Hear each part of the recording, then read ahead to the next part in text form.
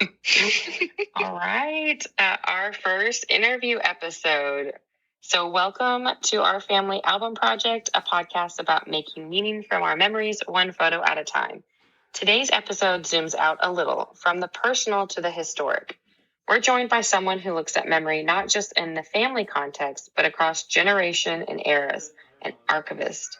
We'll explore how family photo albums are used in the past, the role they played before smartphones, cloud storage, and even color film, and what we might be losing or gaining in the way we document our lives today.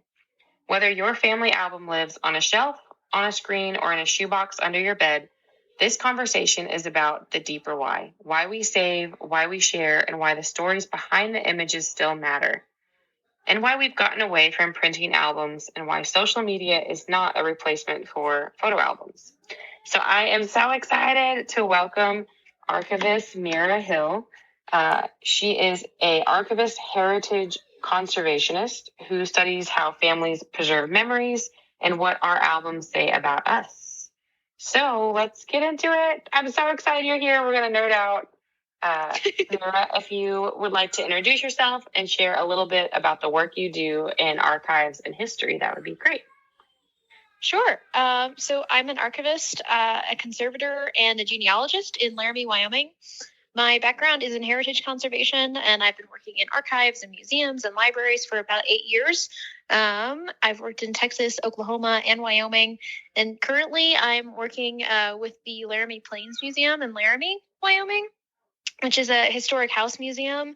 It's this old 1890s Victorian mansion that is beautiful and gorgeous, and it was the home of a Laramie banker and philanthropist named Edward Ivinson. And I'm saying so many times. I'm so sorry. I say a lot too. It's totally okay. This is real life. I'm so aware of it now. No, it's okay. Those ums are like little brain pauses. Okay. Yeah, they are. Yeah. Well, thank you. Yeah. Well, his name was Edward Ivinson, and he lived there with his wife and their adopted daughter for their lifetimes, and then it became a girls' school for a few years, and then it sat abandoned for about 40 to 50 years, and then about 50 years ago in the 70s, it became the Laramie Plains Museum. That's super cool. So did the city or county just start renovating it? If it just sat 50 years is a long time for a house to just sit. Yeah, it was the Laramie Women's Club that first started it. That's awesome. Ivinson Plains Association, I think is their name, is just a group of philanthropists essentially in Laramie, was actually started in the 1890s, around the time of Edward and Jane Ivinson when they were alive.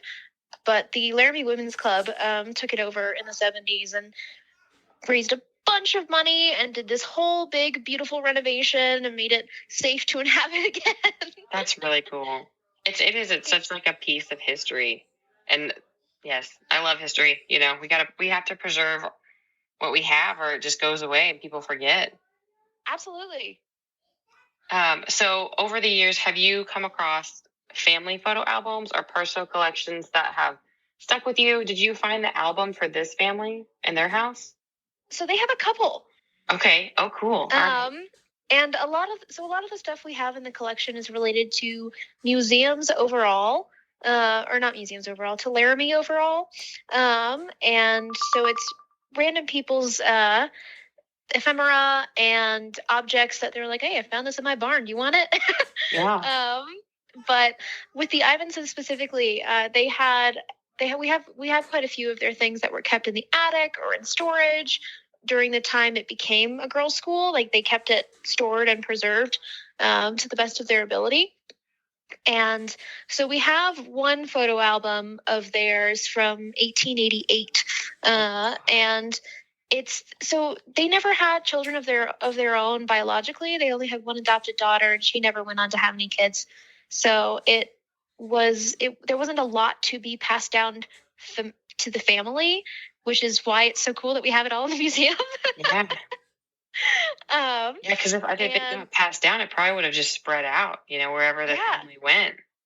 Yeah, absolutely. So in a way, it's kind of a blessing. Yeah. At least to us to understand what it was like to live on the plains in the middle of the mountains here in the 1890s. In the photo, do they have photos of just like their portraits, or do they have photos of like what the land looked like? So there are a few pictures of them, but it's a lot of pictures of like downtown and like the houses and buildings that were around here. Yeah. And so they were a lot more interested in like what they could see and what they wanted to see over and over again. Because something I see a lot in photo albums and archives is people don't often have that many photos of themselves. Mm-hmm. It's mostly pictures of their surroundings and what they can see. Because especially if in a time when pictures and cameras weren't that common, you would maybe have like, I don't know, 2 or 3 pictures of yourself that you got professionally done. And everything else would be sort of things you collect and newspaper articles. You see a lot of like clippings and scrapbooks of just things that were happening at the time, which I think is the coolest, because that's how you can like fully understand what it was like to live in that exact moment. It's a moment in time. Yes. But I've seen a lot of really cool and kind of creepy scrapbooks too. Oh, really? So I used to work at an archive in Austin, Texas, and we had a 1800s photo and hair album. Oh, God. Okay. So the Victorians, it's a little macabre, but the Victorians were really into keeping hair as a memento of a loved one. And so there were locks of hair interspersed within the pages of these photographs of this family. And it was kind of sweet, but also odd. I see the sentiment, but yeah, it'd be for a scrapbooker today to save hair. We'd be like, what? Yeah, and at the Ivinson Mansion, we actually have a really cool, it's a 3D, like, it's this person's hair braided in this, like, immaculate, super intricate frame, and then there's a picture of them in the middle. And it's a little bit creepy, but it's a really beautiful piece. Yeah. I don't know how I feel about that. I'm gonna have to sit on that. Like, you know, some people collect like baby teeth. I've heard like parents saving their kids' teeth. So I'm like, the hair isn't that far off from that. Maybe that's a little bit better than a teeth or worse. I don't know. Yes. Yeah. Interesting. It's interesting what we hold, we place value on per like generation, or era that like we wouldn't even think about now. Is that the oldest family album you've ever seen? The one at the Laramie Museum? I think so. 1880s. It's the oldest one I've personally seen. That's really cool. I was reading before this interview about like the oldest albums, and they said around 1800s was when family albums first came out, because that was when photography came out. Yeah. Which I thought was interesting, because I would have, thought maybe painting albums, like people who got their mini portraits done would put them in a book. Oh yeah. But I mean, a lot of people carried miniature portraits around with them in like the 1700s, on sort of a chain or in a locket style situation, as a memento of a loved one. And portraits were hung in homes, and in that sort of way, your house kind of was a photo album. Yeah. I love that. People kept like journals and diaries before photographs that detailed like exactly what they did that day. Diary keeping was a lot more the trend. Yeah, it was a lot more on trend before photographs, but people would include letters from their loved ones like tucked into the pages, and there were like pressed flowers in there. Scrapbooking. Yeah, they're still scrapbooking. It's just without pictures. Yeah. That's interesting. I didn't think about that. It would be more written content for holding on to family stories, but that makes so much more sense. And I think, when people think of family albums today, they don't really think of putting words in them. Most people just put the photos in them. Yeah. And then miss the context, Absolutely. I guess one of the coolest albums I've seen too, kind of recently, is this. It's this leather-bound giant scrapbook. It's probably like 2 feet by 3 feet, and It's only from the 50s, 1950s, but it's a memento book and scrapbook of someone's funeral. So he passed away, and like within this book is a bunch of pictures of him throughout his life, and then like a bunch of letters from people who couldn't make it to the funeral that sent a letter, and then also handwritten notes from that person's loved ones to him after his death. And it's huge and massively intricate, but also just so cool. That is really neat. Where did you guys find that? Did the family donate it, or did you, I mean, how did you? That was a donation from the community, and that wasn't in connection with the Laramie Plains Museum, but with other historical things I do in town. Yeah. And so that was just a community donation because someone wanted it to be preserved and kept, but it had like lost context for them in a way that wasn't.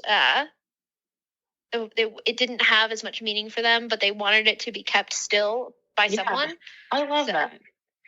One of the things that haunts me, and kind of one of the reasons that I, really got into photo albums is I went to, it's called Mini Mall, but it's Mini Mall in Denton, and it's a thrift store, and it's huge. It has like a ton of different items from, the last 30, 40 years. And there was a box of just loose leaf photos from the 1950s, 60s, black and whites. Just, you could just buy somebody's photo out of that box. And I was like, this is so sad. Like, these are people. And you have no idea who they are, or what they meant to someone. No. And I understand, maybe they just didn't have the best relationship and the family just wanted to get rid of them. But I, kind of broke my heart a little bit. I'm like, oh my goodness, these should be kept somewhere else and not in a box in a thrift store on the floor. But anyway, so what was that album made out of? Was it like a special kind of paper or? So the one from the 1950s was it. It is very sadly put together. So it had this beautiful leather bound cover that was like screwed together to bind it because it was like 2 by 3 feet. That's a big book. But inside it was sort of a construction paper style, and so it's really, really hard to turn the pages. Oh my goodness. So that one, you can't even look at it for that long, really, without like damaging it too much, which is so sad because it's only 70 years old. Yeah. But if you look at older albums, a lot of them, like from the 1880s, you see a lot of photos printed on what's called albumen paper. And that's sort of like a linen rag cloth paper that's coated in like an egg wash. Okay. Does that last? It does. Oh, cool. And then the image is developed using like a silver nitrate salt with the light. But the paper itself it's what you'll see a lot of the times just on like they have like little photo cards or things that they tuck into the album. And then there's also like tintypes and daguerreotypes, which were printed on actual metal, which require like that doesn't really last.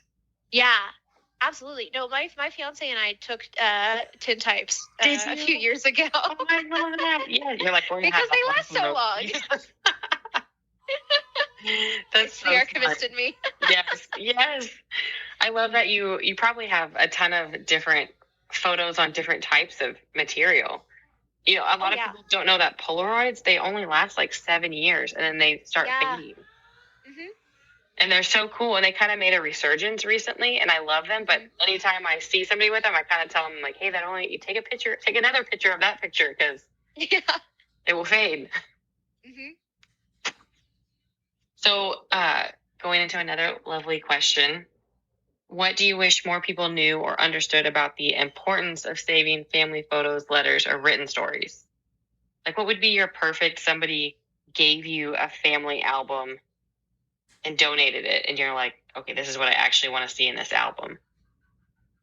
Within the album, I think pictures with personality. Okay. So many people focus on, like, at least in old history, like there's pictures of people posed very solemnly, especially in the Victorian era. Because I mean, it did take a while to take a picture back then. Yeah. You had to sit there for a while the picture exposed. But my favorite things I find are of people in the Victorian era being silly geese. Yeah, I like that. Because just reminding people that folks 150 years ago had personalities too. Yeah. A lot of times we think of people in history as being these monoliths, and completely composed and very serious. Very But serious. that's so not true. You're looking for that connection part. You're like, I want to connect with that person and really know what they were like. Yeah, and from a historic house perspective too, seeing what their house looks like is super helpful. Yeah. Well, that just sets up their whole frame of their life. Like, what was their socioeconomic background? What they probably did for work? How long was their lifespan? Yeah, seeing the house would really help you understand their life. And with the Ivinson Mansion too, we wouldn't have been able to recreate it in the way we have without the pictures of it. Yeah. Like, we have these wallpaper samples, and we that were taken from the wall like 50 years ago when the museum first opened, but the current curatorial staff doesn't know exactly what part of the house these were in, except for the photographs we have from that time. Mm-hmm. So without the photos of the house, like, we wouldn't know how they lived or what sort of furniture they had, or what were the trends and the style back then, specifically in Laramie, because you can see trends and styles for like New York in the 1890s. But if you think about what trends and styles were popular in Wyoming in the 1890s, it's probably going to be a little different. Yeah, there was not a whole lot of people probably documenting anything. They were just probably working most of the time and surviving. Exactly.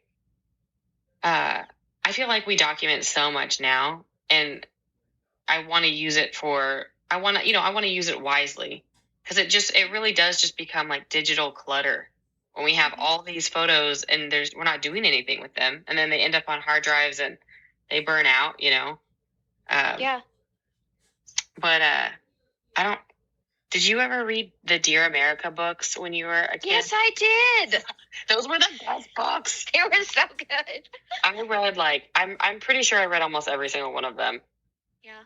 And I loved how they had the photo on the cover, and then I think they had on the cover the background photo was where they lived, like a house or like a city or something. So it kind of set what the person looked like, and then set the tone of the book of where they were at. And then it went into their history, their life. Yeah. So I guess the photos are important, but the written stories are really, I don't want to say more important, but just as important. Yeah, no, the context for photographs is hugely important. Yeah. If you have a super cute photo album that has everybody in it, and we're seeing this too a little bit with the museum's own photo albums of their events. People from 70 years ago have created these albums for clubs and meetings that met at the Laramie Plains Museum, but they don't have who's who in the photos written on it. Yeah. It just says club meeting. Yeah. 1982. But the quickest way to lose value in an object is to have it dissociate from its context.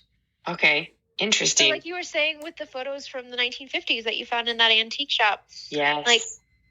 All of those, I'm willing to bet they were all being sold for less than $5, right? Oh, I think they were maybe 50 even less. Photo. Yeah. Yeah.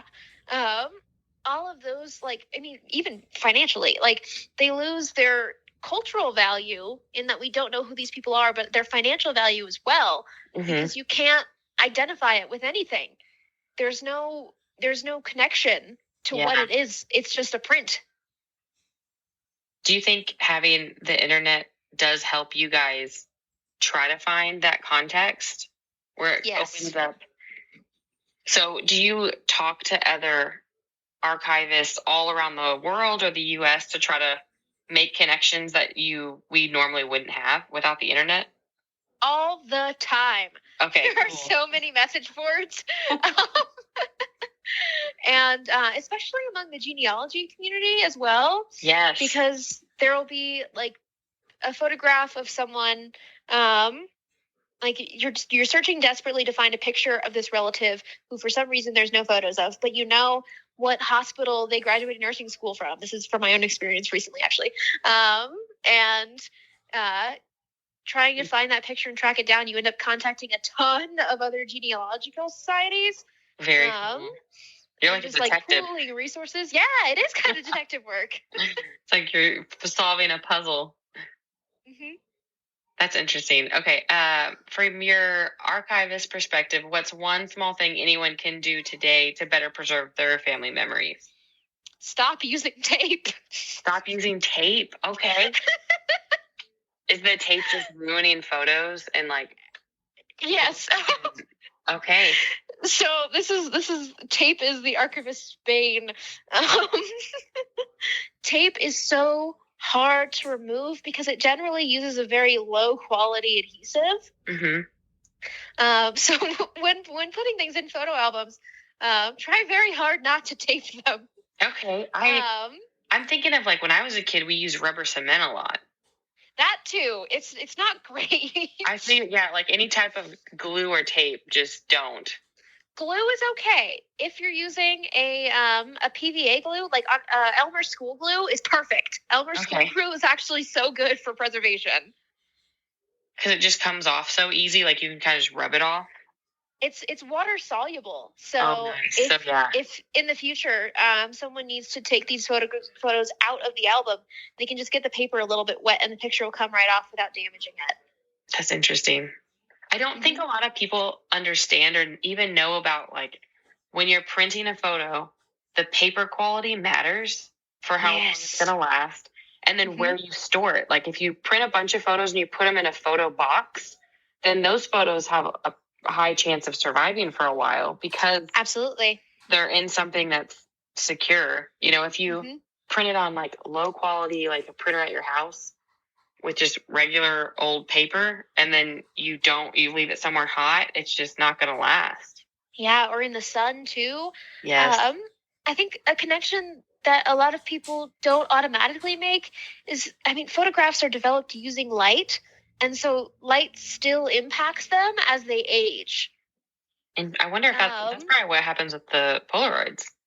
Yeah, almost definitely. I mean, people hold them in the sun to develop them sometimes. Yeah. And with, I mean, if you take like an old portrait out of a frame, for example, and the matting has been on there for years, but the picture has been in the sun relatively. You take the matting off of the picture and you'll see a clean line of where the matting was because you can see that color difference and that fade. Yeah. And that's true for modern photos too. Like it only takes a few years for that to develop. Because like all light impacts photography. But a large amount of light over a short period of time is going to do the same amount of damage as a small amount of light over a long period of time. So if you have a photograph hung in your dining room that has a south-facing window and it's there for a year and it's getting constant sunlight, that photo is going to age at the same rate it would as if it was in a quiet corner of your house, maybe that's not in this as well lit or direct of an area or with as much direct sunlight so it's going to age just as fast as it would in a dark space over like the course of 5 to 10 years. That's great. Deterioration about that. Yeah. Like your photos hanging on the walls in your house can fade. Oh, absolutely. Have copies. Yeah. Okay, so I have a different question. Since you were in Austin and then now you're in Wyoming, have you noticed like a difference in how Austin, families preserve their memories versus Wyoming? We talked a little bit about why they were working more, probably. Yeah. They didn't have the time or resources, but I think in the things that have lasted here versus in Austin was a lot more metropolitan. And there were a lot more politicians living there also.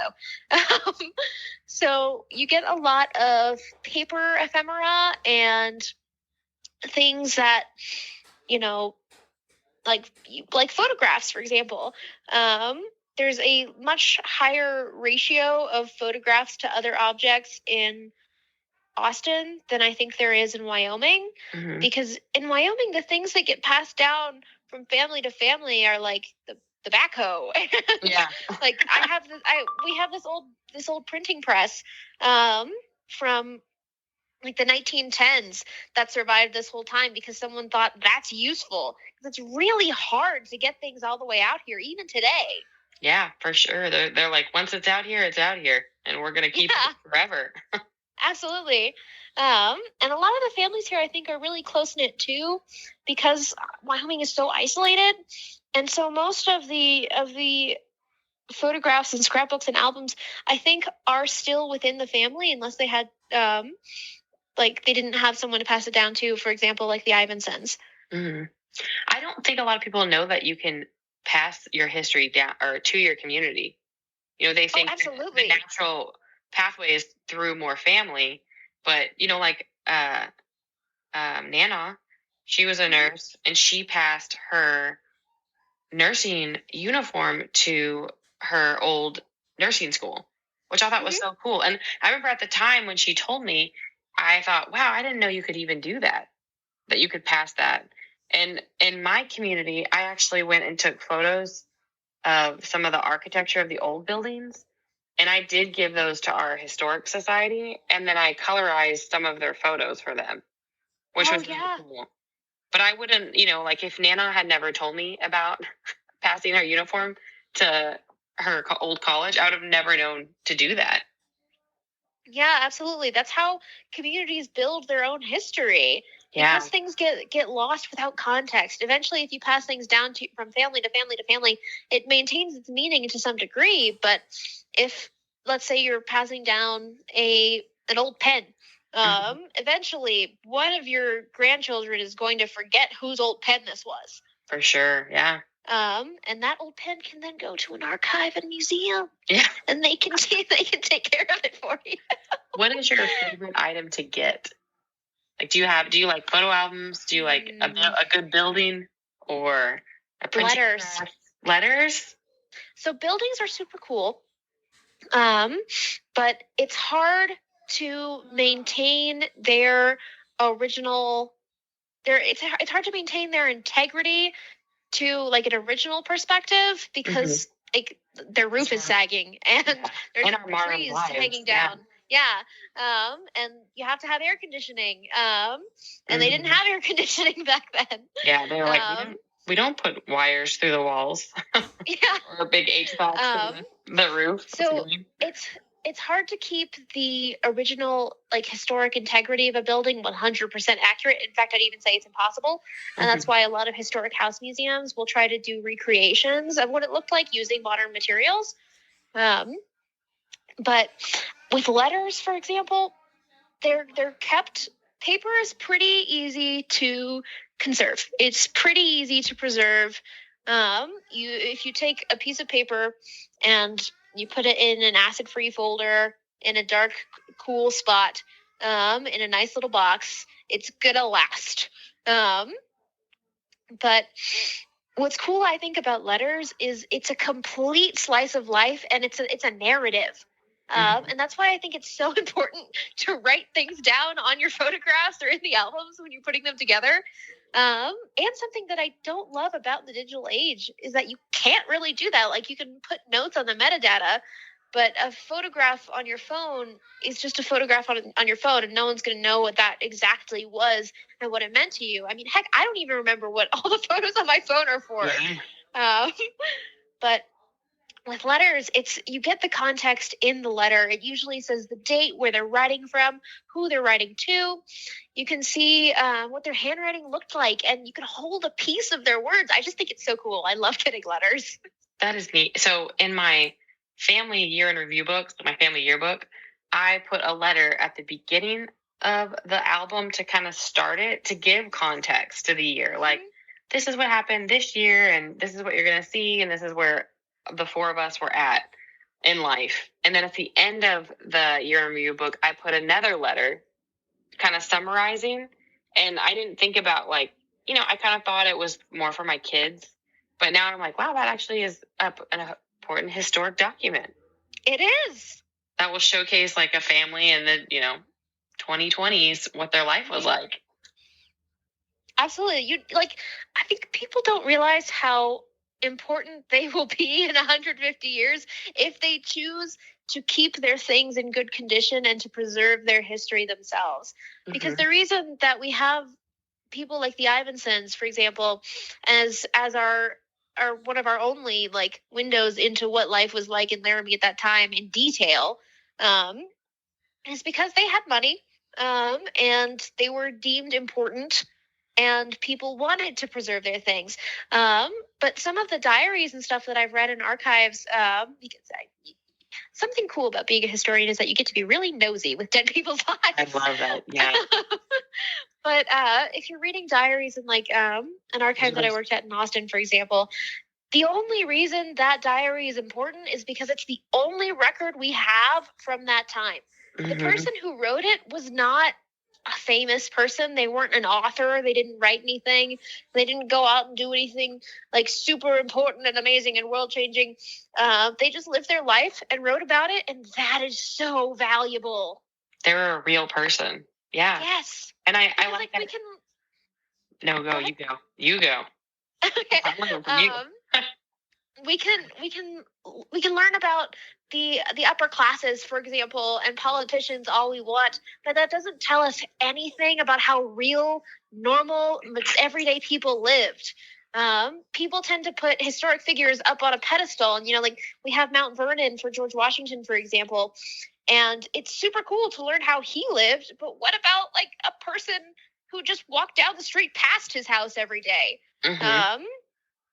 That's, like, learning about important high up figures only gives you, like, a window into, like, 2% of the population's life. Yeah.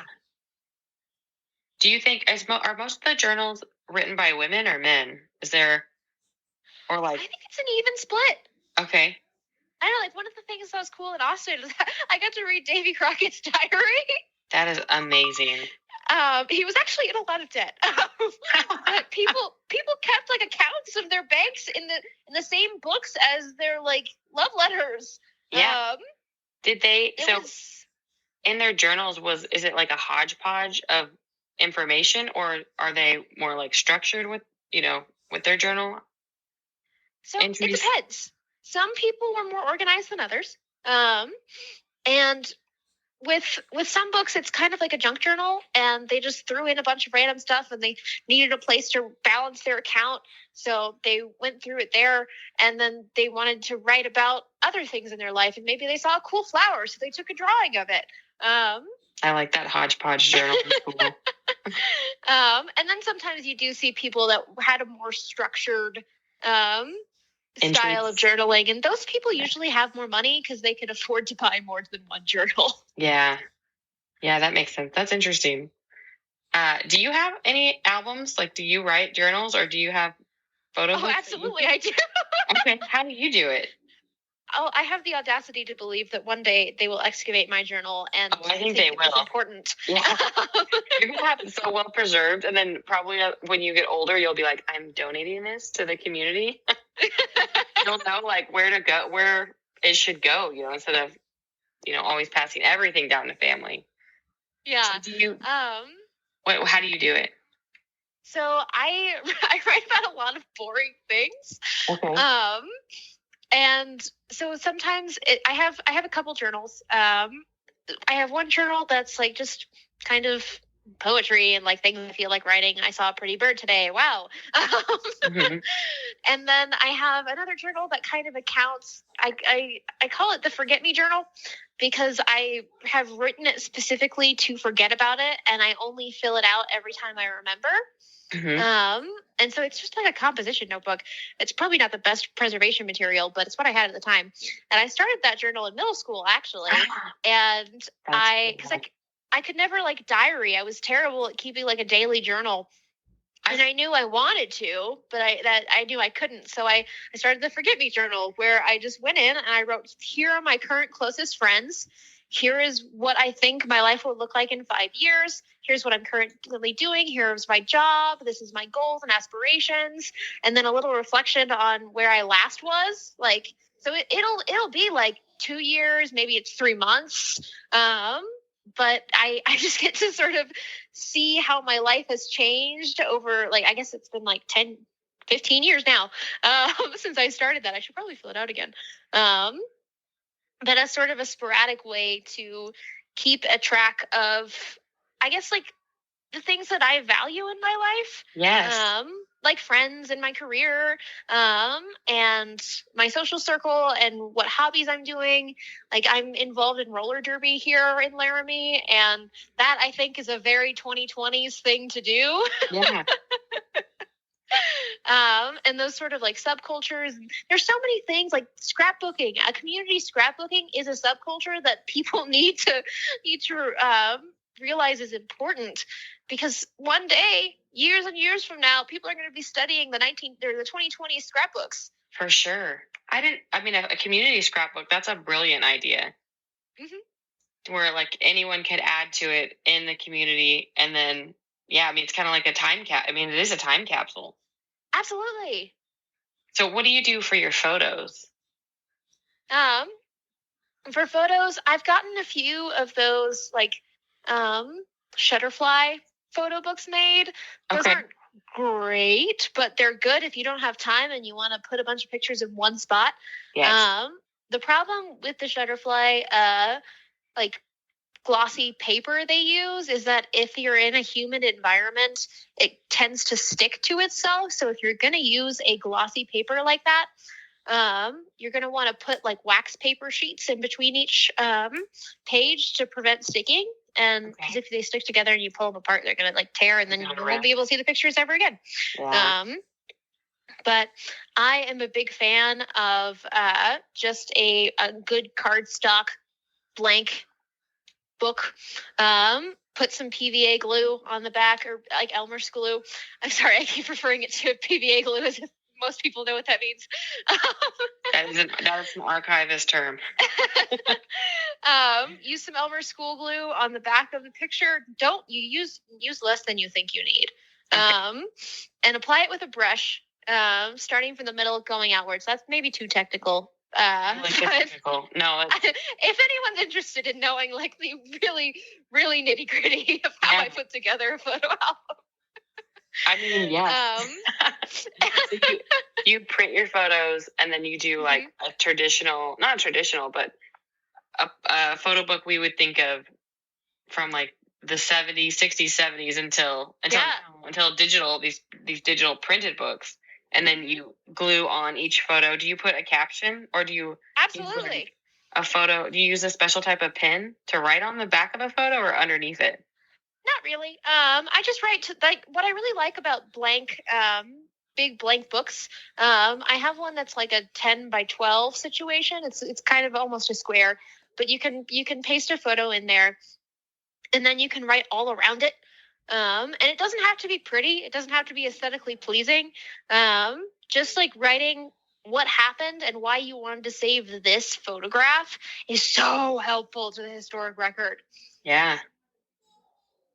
I mean, then you actually know. I do, in that box of photos at the antique store, some of them did have like dates or like a name around the photo edge. And oh my God, dates are so important.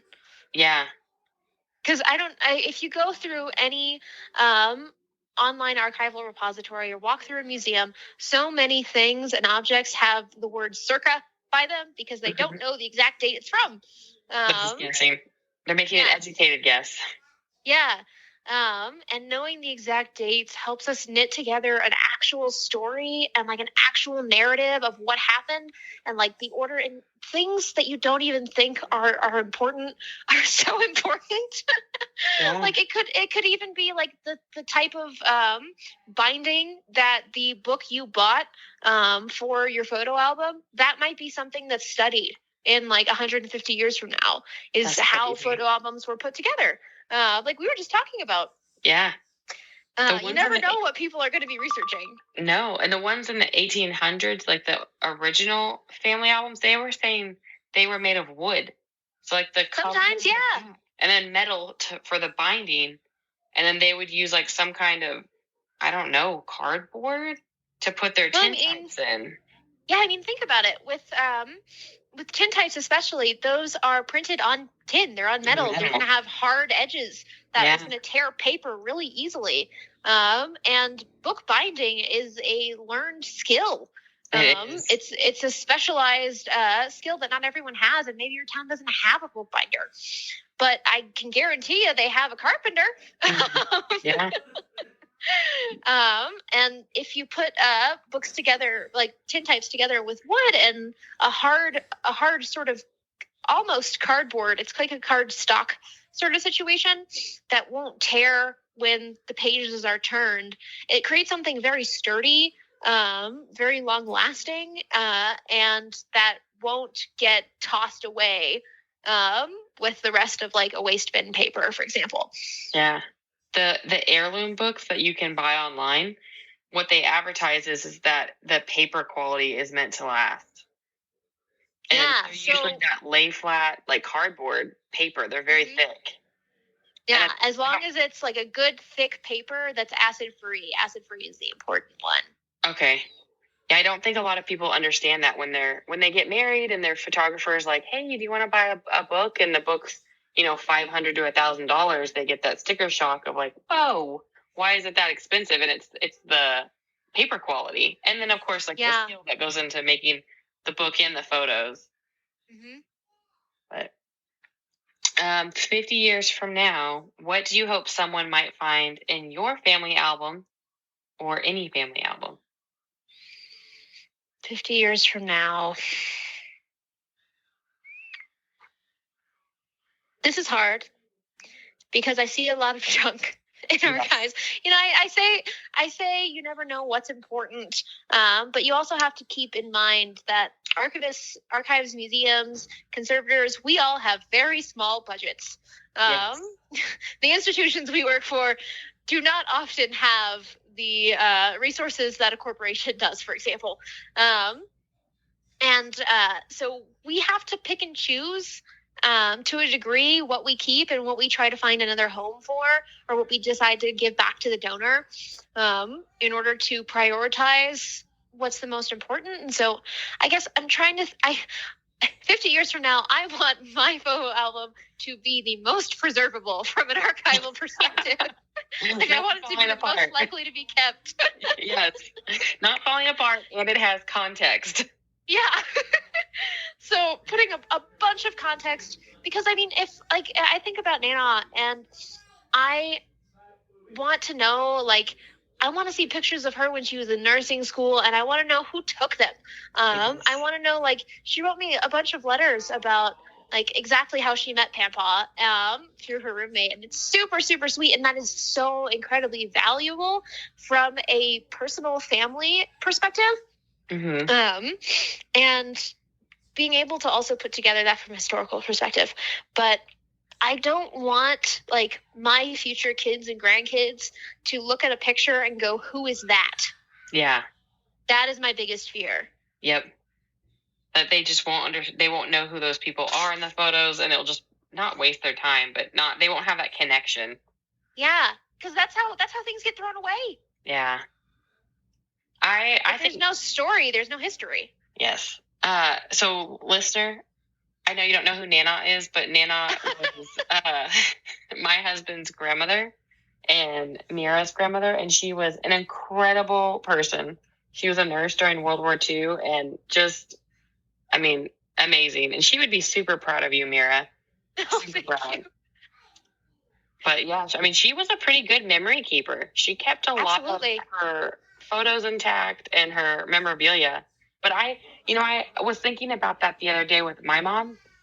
My mom taught for 37 years, and I wish I had a book of her teaching life with like where she went to school, what was her first teaching job, what she tells me some stories, but I don't have any photos for that context. She'll tell me like her first teaching job, she had to wear tights or, women's stockings. And she was not allowed to wear pants. And if you did not bring a pencil to class, you had to go to the principal's office. So it was like a whole different time than it is now. But I would love a book of her professional life. And just like Nana, I would love a book of her nursing life. It would be so interesting to see those photos and letters and, her written stories. What cases did she work on? Like, who are her patients? Yeah. What sort of things did she interact with in nursing school? And then when she became a nurse, a full registered nurse, like what was that like for her? What did she go through? What were her emotional struggles? That's what I want to know. So I have a nursing listeners. I'm also a nurse, as well as a photographer and a mom. But I have a nurse journal that I started when I first graduated nursing school. And then I've sporadically put entries in. And I read one the other day and I was like, this is just crazy that A, I wrote this down. And then B, it's, a different time in my life when I was working that job, Yeah. I'm going to send it to you. That's amazing. After this interview so you can read it. Good. And you'll be like, oh my goodness. But we're gonna wrap this interview up. I've taken a lot of your time, and I really appreciate your expertise in coming on here and talking about history and being an archivist and family albums. Do you have anything you would like to add, or you wish listeners would know about your job, your passion? It's not just for old people. Yes. I'm 26. I am usually the youngest person in the room because I think a lot of people in our generation think that preserving it on your phone, on your social media is enough. But what happens when those apps go away? I don't know if anyone remembers Vine, but all the Vines that we have, MySpace too, they're gone. They're all entirely gone because with digital archives, you have to preserve not just the file, but the software to run it and the hardware that can run that software, like VHS tapes, for example. Like very few people have the ability to watch VHS tapes and home videos from the 80s and 90s in their homes. Mm-hmm. These days, you have to get them converted to a digital platform or find someone that has a VHS player. So social media and the internet is definitely not a substitute for the historic record. And if we continue to rely on it, we're going to lose a lot of history from this era. That's that is a beautiful way to end this interview. And I mean, it is. It's like a call to action. It's, letting people know that their stories matter and they need to be documenting them. They need to take that time because it is important. It's also very therapeutic just to reflect on your own life. Oh, for sure. Like when the first year in review book I printed, I had one of those movie moments where I was like, this is my whole life. Like this is my life I dreamed of and, I worked on and it's here in my hands. It was surreal. But yeah, I mean, do not think that your life and your phone is a backup for sure. That's a good message. I needed a message. All right. Well, thank you so much, Meara. You have given us a beautiful reminder that the photo books we make today could someday be held by someone who hasn't even been born yet. If you're listening and feeling overwhelmed by your camera roll or the idea of doing it right, maybe this is your invitation to do it meaningful instead. A little reflection, a little heart, a little context, and good glue, no tape. And if a photo book becomes more than a project, it becomes a part of your family story, your community story. This is our family album project, and thank you for listening.